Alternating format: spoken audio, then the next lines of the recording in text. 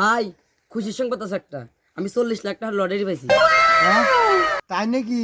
এই যে আমার ভাই একটা কাজের মতন কাজ করে ফেলাইছে। চল নু নু টাকা করে নিয়ে আসি। রে তাহলে কোন ব্যাংকেতে টাকা করে দিব? আরে ভাই কোন ব্যাংকে তো টাকা দিবে আমি তো এটা জানি না।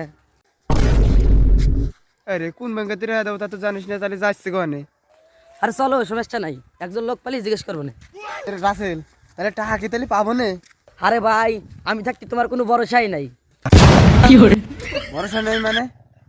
আরে আমি থাকতে তোমার কোনো চিন্তাই নাই, এটা কবে চাইছিলাম। ও আচ্ছা চল চল, ভালো করে কব না। আরে রাসেল তাহলে তো ইংরেজি লেখা তো ঠিক পাইনি, এটা কার দেখাই কত দিই?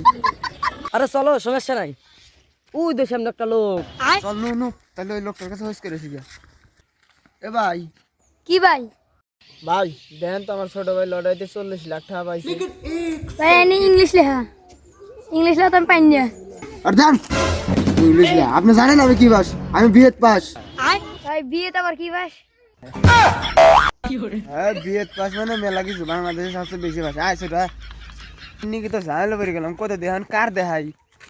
হ ভাই এটা নিয়ে তো আমিও ঝামেলা পারলাম। ওই যে লোক। ভাই দেখেন তো এই যে আমার ভাই বোনে 40 লাখ টাকা লড়াইতে পাইছে, এটা দেখেন তো। আরে ভাই আপনার ভাই তো 24 লক্ষ টাকা পায় নাই, কোথায় যিনি 2 বিঘে জমি বিক্রি করছে সেটার দলিল।